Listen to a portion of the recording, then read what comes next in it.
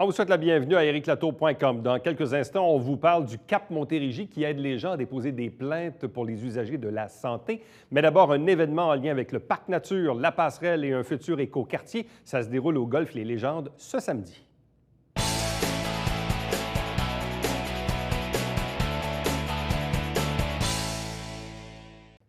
Ce samedi, 22 octobre à 14 h, rendez-vous au 400 de la rue de la Bergère à Saint-Jean-sur-Richelieu pour l'événement Parc Nature. On vous explique un peu le contexte parce qu'il y a quelques semaines, si vous avez surveillé un peu vos pages Facebook, vous avez probablement vu apparaître une nouvelle page qui s'appelle Regroupement citoyen passerelle Parc Nature écoquartier. Et en lien, bien sûr, avec l'événement, on en discute avec l'un des porte-parole, Marc-André Pailly. Bonsoir et bienvenue. Allô, Éric. Quelle est l'origine de ce mouvement citoyen? Ouf! Mouvement citoyen. Moi, pour expliquer, je suis arrivé à Saint-Jean il y a environ 8 ans. Puis, j'ai toujours adoré la nature, le plein air. Il y a presque 3 ans, j'ai fondé mon entreprise d'entraînement en plein air avec ma partenaire Audrey Dessert. Puis, depuis nos débuts, on rêve d'avoir un endroit, un parc nature à Saint-Jean, parce qu'on regardait les installations qu'il y avait à Longueuil avec le parc. Ouais. Parc Michel-Chartrand, qui est un magnifique parc, il y a des installations pour l'entraînement. On était tout le temps là. Hey, il me semble que ce serait le fun d'avoir quelque chose à Saint-Jean comme ça. Puis évidemment, je m'implique quand même beaucoup dans la région.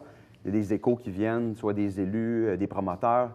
Puis là, j'ai entendu qu'il y avait un potentiel de développement au niveau Golfe de la Mairie, Golfe des Légendes, tout ce secteur-là, en lien avec la fameuse passerelle. Puis j'ai saisi un petit peu l'opportunité de dire, regarde, pourquoi qu'on n'embarquerait pas, qu'on ne joindrait pas tous les citoyens qui désirent cette passerelle-là depuis plusieurs années. Il y a eu 2 pétitions qui ont été faites. Je dis, regarde, on va ramener ça sur le terrain parce que c'est d'actualité, l'écologie, les parcs nature, etc. Bon, petite mise en contexte historique peut-être pour les plus vieux d'entre nous, parce que à l'époque de l'ancienne ville de Saint-Luc, donc avant la fusion, en 1987, Oui. c'est pas d'hier, on parlait d'installer non pas une passerelle, même à l'époque, c'était un projet de viaduc dans l'idée du prolongement du boulevard de la Mairie, puis de l'autre côté, c'était les Colibris, mais ça n'existait même pas, puis ça ne s'appelait même pas les Colibris.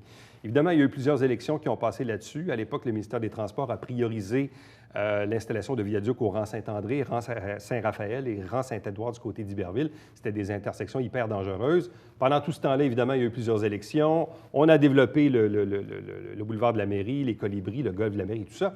Et le fameux dossier de la passerelle, qui a survécu d'une élection en élection, vient d'être réinscrite là, au programme triennal des mobilisations pour le prochain 3 ans.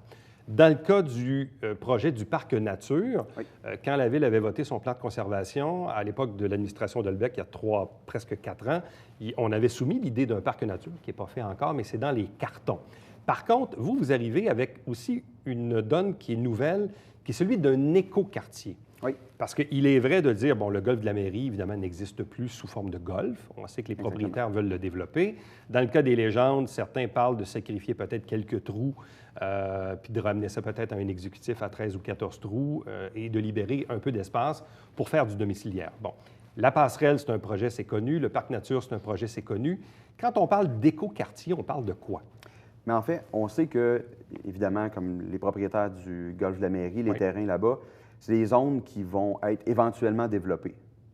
Mais si on se dit, ils vont être développés dans les prochaines années, si on peut joindre ça avec le parc nature, la passerelle, ça pourrait amener de la nouvelle argent pour aider à payer tous ces trucs-là. Sauf que je crois qu'en 2016, 2017, les prochaines années, il faut vraiment miser sur quelque chose de nouveau pour développer, pas des quartiers traditionnels. Tandis que si on y va avec un écoquartier qui va être conçu logiquement, écologiquement, avec de la plantation d'arbres, du bois utilisé de façon efficace.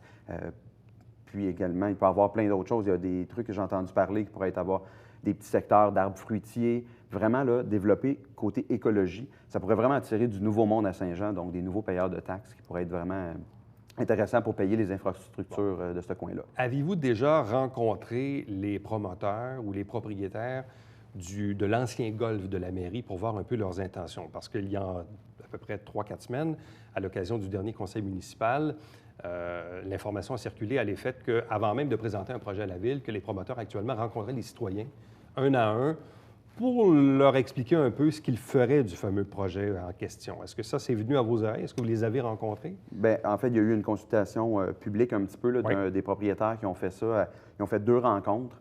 J'ai réussi, moi, à être invité à un C'est un conseil exécutif qu'il y avait eu. Donc, il y avait eu les promoteurs qui avaient été invités, il y avait des gens d'organismes écologiques, il y avait également, évidemment, le maire, les conseillers municipaux. J'ai pu assister à cette rencontre-là, amener mon point de vue, amener le point de vue aussi que les autres citoyens me rapportent par rapport à ça. Donc, on commence en fait avec les discussions. J'ai eu la chance également de rencontrer les deux conseillers municipaux de chaque côté de la fameuse Savard et M. Quentin.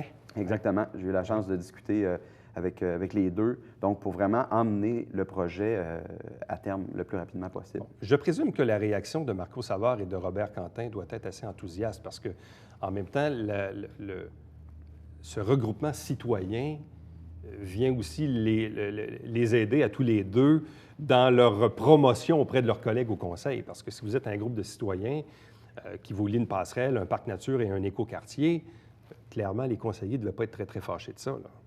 En effet, c'est juste qu'il y a quand même des dossiers chauds. Il y a beaucoup d'autres districts à Saint-Jean. Fait qu'il faut quand même qu'ils répartissent tout ça. Sauf que je pense que, oui, il y a quand même une bonne réception. Il faut avoir une unanimité quand même par rapport à des gros projets comme ça dans le conseil. Mais nous, on ne veut pas s'allier à aucun parti en particulier ou parce qu'on sait que les élections s'en viennent en novembre 2017. On veut que ça soit un dossier que tous les conseillers potentiels, tous les candidats à la mairie appuient, en fait, pour aller de l'avant avec ça. Bon, la passerelle, évidemment, est, oui, principalement au bénéfice des deux anciens Saint-Luc. Oui. L'écoquartier, évidemment, ça serait pour les citoyens de ce secteur-là. Par contre, le parc nature, lui, il a une vocation vraiment régionale, là. Oui, exactement. Bien, ça serait le fun parce qu'avec des belles installations, des beaux sentiers, si on parle de 5-6 km de sentiers qui pourraient être aménagés dans ce coin-là, ça peut être aussi utilisé des deux côtés parce que le plan de conservation inclut Saint-Luc côté de la mairie, également des colibris parce que dans le plan de conservation, il y a une partie du boisé qui est prévue pour ça. Ça pourrait vraiment amener les gens autour. Parce que là, présentement, les gens, au lieu de choisir Saint-Jean, ils vont déménager à Chambly. Mais si on est capable d'avoir une installation comme ça, un super beau parc nature, ça donne des bons arguments à la ville pour avoir... On est en train de revitaliser le vieux Saint-Jean. Je pense que le secteur Saint-Luc aussi aurait sa place. Phénomène intéressant parce qu'au moment d'enregistrer cette entrevue, on est mardi, donc la veille de la diffusion. Si vous allez sur canadafrançais.com ou dans l'édition papier de jeudi, il y a un texte d'ailleurs qui a été fait là-dessus, sur la création de votre regroupement. Oui. Mais la ville de Saint-Jean-sur-Richelieu a émis un communiqué il y a à peu près 1 heure que j'ai en main et que j'ai imprimé, où on dit « La Ville étudiera le projet ». Donc, la Ville étudiera le projet soutenu par votre regroupement. Dans sa démarche, la municipalité va consulter également les citoyens. Et le maire Fecteau dit « À mon point de vue, le projet qui sera aménagé dans ce secteur devra répondre à plusieurs critères. Développement durable, mobilité active, urbanisme participatif et milieu de vie de qualité. » Donc, il y a déjà une première réaction qui vient de la Ville, officiellement. C'est donc dire que... je ne prendrai pas le terme que vous dérangez, mais à tout le moins, vous forcez, disons, le débat sur ce projet-là. C'est un peu aussi ce que vous vouliez faire, là. Oui, exactement. Parce que on pense que ça a traîné beaucoup, trop longtemps. On parlait de 87 tantôt. Je pense que là, il est temps de le faire. Les gens qui ont signé la pétition sont encore d'accord. Fait qu'on veut vraiment ramener ça là. On veut déranger, mais on veut déranger positivement parce qu'on pense que l'action... Ouais. On n'est pas là pour nuire à personne. On veut vraiment développer Saint-Jean, aider Saint-Jean à se développer, puis on croit que de façon écologique, ça va être encore mieux. Jusqu'à présent, vous avez recueilli combien de signatures côté pétition? Côté pétition, on n'a pas... c'est plus la pétition que Ludovic Morel avait fait il y a quelques années. Il en a fait à 2 reprises. Présentement, on est plus dans le regroupement avec le Facebook. On organise également l'événement du 22 octobre pour sensibiliser les gens, expliquer, etc. Mais on n'a pas de pétition officielle. Bon. On pense que maintenant, en 2016, on est vraiment côté plus réseaux sociaux, regroupement, puis plus accessible. En date d'aujourd'hui, vous avez combien de j'aime sur votre page? Je pense qu'on est autour de 560. Wow, ça a grimpé beaucoup. Oui, ça a grimpé rapidement. On a eu le support de commerçants locaux qui ont fait tirer, entre autres, Bicyclette Saint-Luc qui fait tirer un fat bike. Il y a Vélozone également qui fait tirer un vélo de route la journée du 22 octobre. Il y a Salomon qui fait tirer une paire de souliers. Puis il y a peut-être d'autres prix aussi qui vont s'ajouter. Là, c'est des connaissances à moi, des gens qui supportent la passerelle. Puis moi, je le dis toujours, il y a Vélozone puis Bicyclette Saint-Luc qui sont quand même 2 compétiteurs dans la région, qui sont établis depuis longtemps. Mais pour un projet comme ça, ils sont prêts à s'associer puis collaborer ensemble pour que cette passerelle-là voie le jour, puis un parc nature également. Bon. Si on va sur votre page Facebook, c'est très simple, facebook.com/votre appui. Exactement. Je ne savais pas que le votre appui était disponible encore. J'ai été surpris aussi. Je suis assez surpris. Pour les gens qui connaissent un peu Facebook, là, quand on cherche des noms particuliers, là, en tout cas. Bref, donc facebook.com/votre appui. Oui. Si on va sur cette page-là, qu'est-ce qu'on retrouve? Là, présentement, on essaye vraiment, au niveau du recrutement, on fait la promotion de l'événement du 22 octobre. On fait des suggestions également de passerelles, voir un peu le pouls des gens. On essaye d'aller recueillir les commentaires aussi, parce que présentement, on a beaucoup d'appui, mais s'il y a des gens qui sont en désaccord, on est prêt aussi à discuter avec eux. Là. C'est pas... fait que c'est vraiment, pour le moment, c'est ça, mais on va essayer de donner de l'information. J'essaie de tenir au courant aussi toutes les rencontres que je fais, comme quand je suis sorti de la rencontre avec le conseil exécutif. J'ai fait un petit vidéo pour le mentionner, puis c'est vraiment de faire rêver du potentiel, en fait, de ce site-là. Parlons de la vidéo, parce que, évidemment, la vidéo, on te voit. Oui. Et derrière toi, il y a comme un lac, il y a un plan d'eau. Oui. Il est où, ce plan d'eau-là? Ce plan d'eau-là, il est sur le golfe des légendes.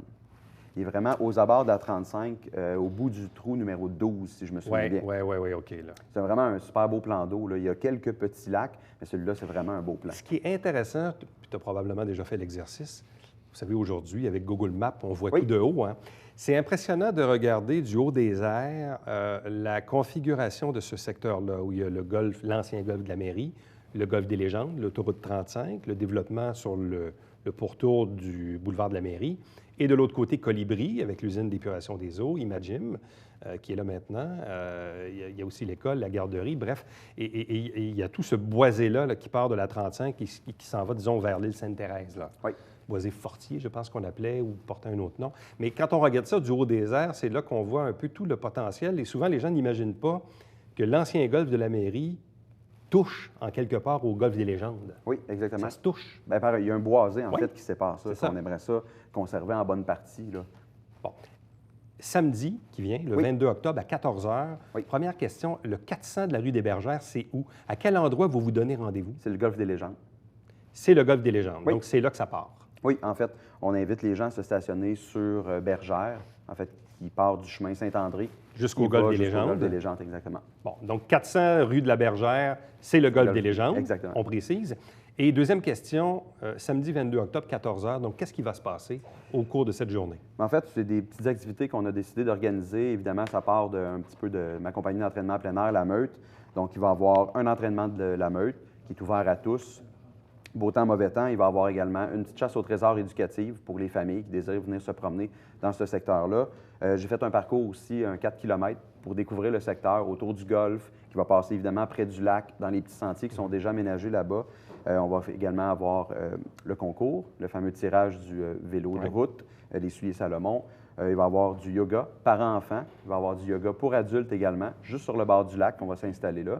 Et une table d'information pour que les citoyens puissent venir donner leur opinion, poser des questions. On a même planifié, imprimé justement le fameux Google Earth, là, le plan au-dessus, montrer le secteur, puis demander aux gens, qu'est-ce que vous pensez de ce coin-là? Comment vous l'aménageriez? Les gens vont pouvoir dessiner, je mettrais peut-être des maisons là, le parc nature, je mettrais comme ça, des sentiers comme ça, juste pour avoir un petit peu le pouls de la vision des citoyens, parce que c'est vraiment eux qu'on veut représenter là, avec ce regroupement-là. Donc, regroupement citoyen, passerelle, parc nature, écoquartier, pour rejoindre enfin les deux anciens Saint-Luc, les deux solitudes. Les deux solitudes. Donc, événement ce samedi, 22 octobre, 14 h, au golfe des légendes, dans le secteur Saint-Luc. Marc-André, merci beaucoup, bonne chance. Merci, Éric, merci. Restez avec nous, puisqu'au retour, on vous parle d'accompagnement à l'égard des usagers de la santé qui veulent porter plainte.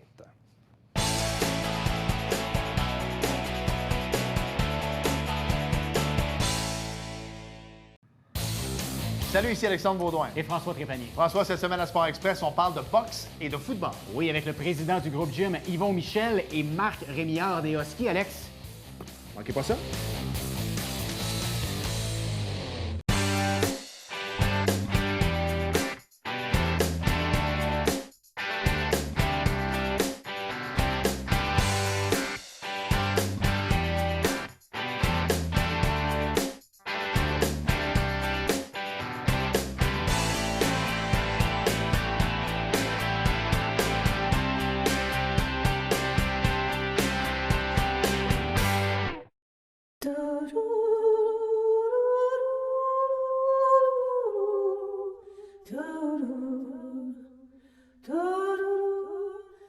Coulisses Bêta, jeudi 19h.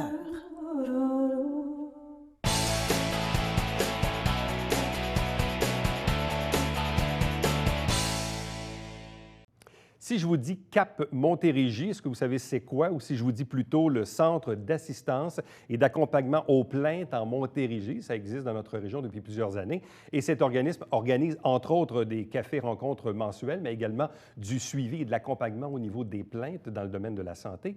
Question d'en parler avec nous aujourd'hui, la conseillère Céline Labossière. Bonsoir et bienvenue. Bonsoir, ça fait plaisir d'être plaisir. ici. Le Cap Montérégie existe depuis combien de temps? Depuis 1993. Et quelle est la mission première? La mission du Centre d'assistance et d'accompagnement aux plaintes en Montérégie est d'assister et d'accompagner les usagers dans le réseau de la santé qui veulent porter plainte pour améliorer la qualité des soins et des services dans le réseau de la santé. Dans quelles circonstances on porte plainte? Quand on porte plainte, c'est parce qu'on n'a pas reçu ou on a reçu des services pour lesquels on est insatisfait. On peut aussi ne pas avoir reçu le service, mais être en attente d'un service.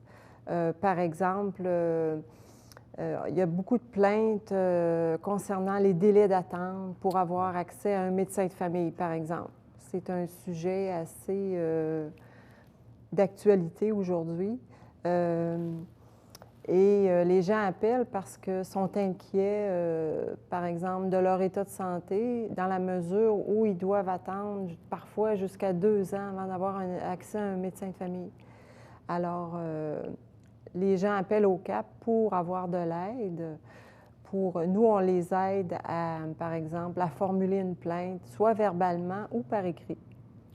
Vous parlez d'assistance et d'accompagnement, c'est important parce que quand les gens sont confrontés au réseau de la santé, aux médecins, aux infirmières, aux établissements, parfois aussi on est dans un état de vulnérabilité. Tout à fait. Oui. Et puis là, on a l'impression de se battre un peu David contre Goliath. Bon, vous dites dans certains cas, c'est des délais d'attente. Je ne sais pas, moi, si je suis en attente d'une chirurgie à la hanche, puis que ça fait 1 an et demi, puis que je m'inquiète, je pourrais porter plainte sur le motif de l'attente déraisonnable. Du délai d'attente. Du délai. Mais au même titre que je peux avoir reçu un soin ou mettre en doute même à la limite le diagnostic du médecin ou les médicaments reçus ou les tests ou quoi que ce soit, je pourrais porter plainte également sous ce motif-là. Je pourrais porter plainte. Toutefois, il est important de souligner dans ce que vous dites et puis vous représentez un peu peut-être l'opinion du public au sens où les gens qui veulent se plaindre en ce qui a trait à un diagnostic médical. Est-ce qu'on réfère au Collège des médecins à ce moment-là? Malheureusement, on ne peut pas se plaindre d'un diagnostic médical dans le régime d'examen des plaintes du réseau de la santé et des services sociaux, parce qu'il s'agit d'un acte professionnel. Qui réfère au Collège des médecins à ce moment-là? Oui, tout à fait. Mais on peut se plaindre, par exemple, de la manière qu'un soin nous a été prodigué. Par exemple, je pourrais vous donner un exemple parmi lesquels j'ai déjà eu une patiente qui s'était fait opérer. Et suite à son opération, il y a eu une infection. Il y a eu des infections. Ouais. Et la personne pensait que c'était le médecin qui avait mal opéré. Mais finalement, c'était un outil qui était resté à l'intérieur. C'était pas un outil. Elle pensait que c'était un ciseau qui était resté à l'intérieur, mais en fait, c'était une mèche qui n'avait pas été enlevée en raison de l'absence d'un protocole infirmier.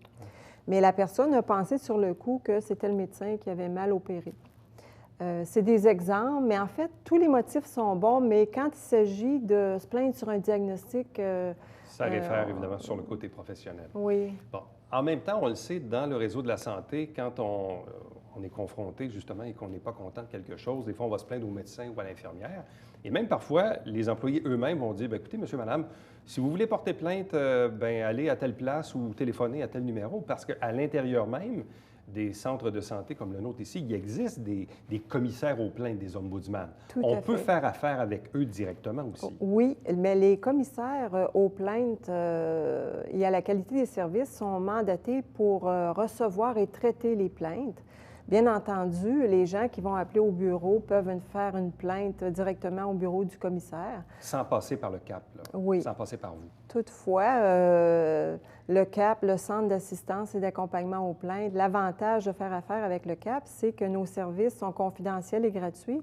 Et c'est sûr que quand la personne va remettre la lettre de plainte, l'avantage, c'est que ça va être écrit selon certaines règles, en respectant certaines normes. C'est ça, c'est pas tout le monde nécessairement qui a le temps ou qui a le talent ou qui a ce doigté peut-être de rédiger une plainte pour qu'elle soit, disons, reçue, admissible et traitée. Tout à fait, il y a cet aspect-là. Ouais. Puis il y a aussi tout l'aspect émotif de la personne qui est très frustrée d'un service qu'elle a reçu. Puis parfois, elle peut... par exemple, rédiger la lettre, mais sur un ton qui va, parfois, peut être rejeté par l'établissement qui va recevoir la plainte. Alors, l'avantage, un des avantages, c'est que nous, on a l'autre côté, on est plus rationnel dans la démarche. Mais toutefois, cette démarche-là est celle de l'usager ou de l'usagère qui fait la plainte avec le CAP. C'est-à-dire que on respecte ce qu'elle veut dire, de la manière qu'elle veut le dire. C'est pas notre plainte. Nous, on est vraiment là juste pour l'assister dans cette démarche-là. Bon. Est-ce que vous recevez beaucoup de plaintes? En fait, est-ce que vous accompagnez plusieurs personnes dans une année pour des plaintes? Il y a dans le eu réseau de la santé? environ, en 2015, selon l'information que j'ai, il y a eu environ 762 usagers qui ont fait des demandes. Au Cap Montérégie? Oui, au total. Au total, les services qu'on offre, c'est information référence. On fait aussi... L'information référence, c'est quand une personne appelle... et puis, ce n'est pas nécessairement pour porter plainte. Ça peut être, par exemple, quel recours que j'ai en dehors du régime d'examen des plaintes. On peut la référer au Collège des médecins, à des ordres infirmiers. Ça, c'est des exemples. On offre aussi le service de soutien-conseil. Le service de soutien-conseil, c'est on écoute la personne et on évalue avec elle quel service qu'on peut lui donner. Par exemple, les gens, parfois, vont écrire leur lettre eux-mêmes. Parce qu'ils le préfèrent et c'est bien leur droit. Et par la suite, ils peuvent nous renvoyer la plainte pour qu'on la relise puis qu'on le donne nos commentaires par rapport. Alors, c'est le genre de service qu'on donne. Ou bien, on assiste et accompagne l'usager dans la démarche de plainte, en rédigeant la lettre, en allant parfois rencontrer le commissaire quand il y a des rencontres prévues avec ces professionnels du réseau de la santé. Toujours dans le cadre du régime d'examen des plaintes. Bon, vous desservez le territoire de la Montérégie, ce Oui. qui est quand même un territoire immense, Oui.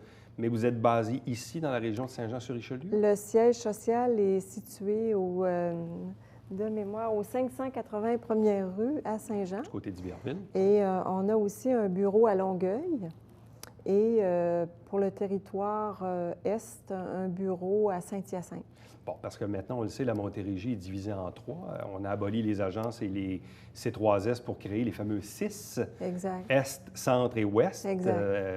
Ouest, centre et est, pardon. Et nous, ici, évidemment, on est dans le centre. Mais vous, dans le fond, le Cap Montérégie dessert les trois territoires, là. Tout à fait, oui. On a une conseillère pour chaque point de service, Est, centre et ouest. Et ouest. Bon. Mais ici, à Saint-Jean, du côté d'Iberville, c'est le siège social du Cap Montérégie. Oui, tout Bon. à fait. Là, vous organisez des cafés-rencontres mensuels, c'est sans frais. Et ça consiste en quoi? Oui, ces cafés-rencontres-là, en fait, s'adressent à toute la population intéressée à connaître leurs droits dans le réseau de la santé et des services sociaux. En fait, c'est de sensibiliser le public sur la connaissance de leurs droits dans le réseau de la santé. Et en même temps, on leur explique le régime d'examen des plaintes, comment ça marche. Puis on démystifie aussi tout ce qui est plainte, parce que parfois, le mot plainte a une connotation négative. Ouais.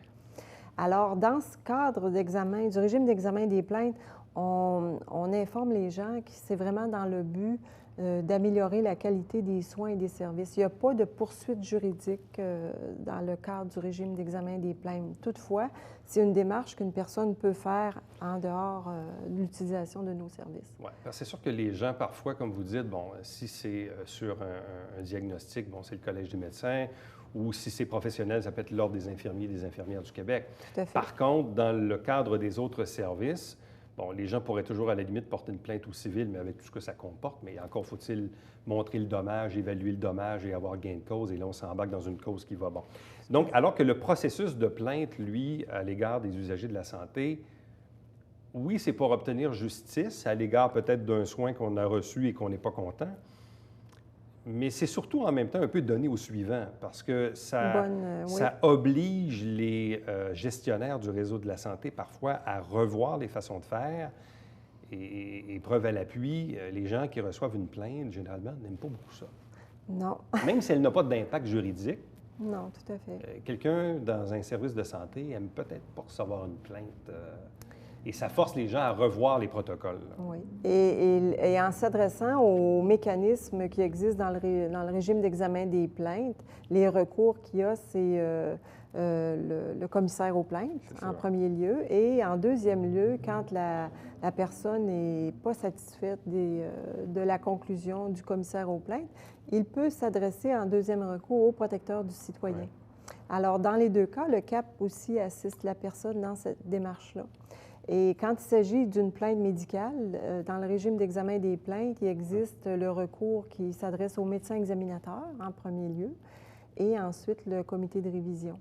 Alors, dans ce café rencontre-là, on survole un peu tous ces aspects-là au niveau de la plainte, les droits, le régime d'examen des plaintes et en même temps, ce que le CAP peut offrir comme service. Alors, si vous êtes un usager des services de santé dans la région et que vous avez, disons, une plainte à formuler, on vous invite à contacter les gens du CAP Montérégie pour vous aider dans la rédaction de votre plainte et tout le suivi.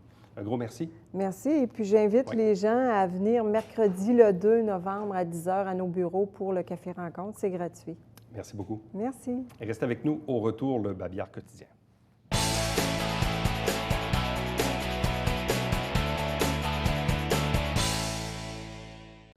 Jeudi de cette semaine, conférence à la Bibliothèque Saint-Luc concernant la santé auditive. Si ça vous intéresse, vous avez les détails à l'écran. Chaque semaine, on vous présente des extraits du Conseil de ville. L'émission s'appelle Saint-Jean-sur-Richelieu et chaque dimanche matin, c'est le Télébingo avec 3 500 $ en prix et 30 dépositaires dans la région pour acheter vos livrets. À demain!